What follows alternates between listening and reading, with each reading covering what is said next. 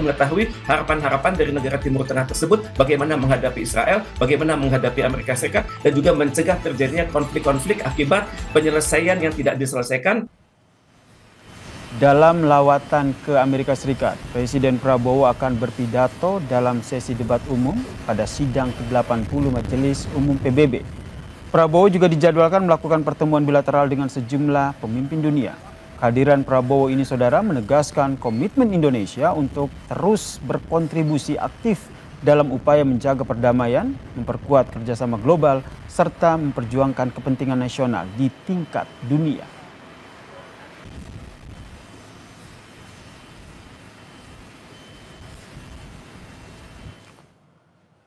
Presiden kan baru aja. Setibanya di depan hotel, Presiden Prabowo Subianto disambut sorak-sorai diaspora yang menyanyikan yel-yel penyambutan. Ada sekitar 30 diaspora yang terdiri dari mahasiswa, masyarakat, serta perwakilan dan juga keluarga Konsulat Jenderal RI yang menyalami Prabowo Subianto dan berbincang dengan Prabowo Subianto, saudara. Setelah itu, ada dua anak kecil yang mengenakan pakaian adat memberikan bunga kepada Presiden Prabowo. Ada aspirasi bagi diaspora yang ada di Amerika. Iya sih, kebetulan Pak.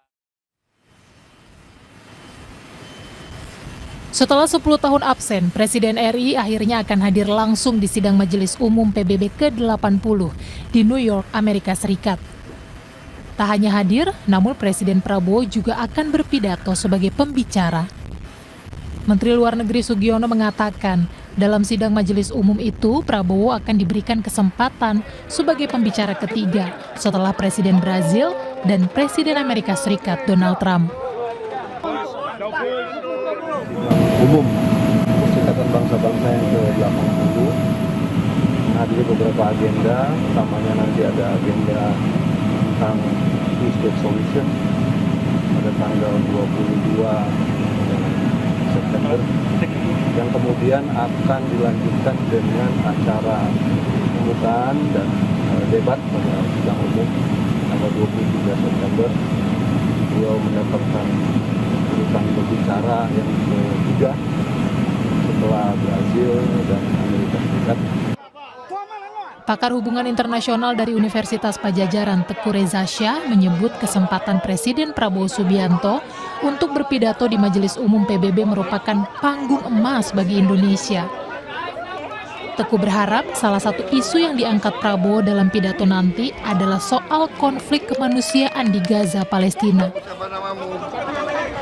Ini merupakan panggung emas bagi sejarah negara Republik Indonesia. Ini merupakan kado diplomatik bagi RI di usia 80 tahun. Kemudian ini akan berbicara banyak sekali Pak Prabowo ini. Beliau berbicara dalam kapasitas sebagai Presiden Republik Indonesia, beliau berbicara sebagai pendiri ASEAN, berbicara sebagai pendiri gerakan non-blok, sudah mengetahui harapan-harapan dari negara Timur Tengah tersebut, bagaimana menghadapi Israel, bagaimana menghadapi Amerika Serikat, dan juga mencegah terjadinya konflik-konflik akibat penyelesaian yang tidak diselesaikan, tapi juga akibat keras kepalanya Israel yang mencoba melakukan serangan preemptive strike terhadap pihak-pihak yang diduga bersimpati kepada negara Palestina.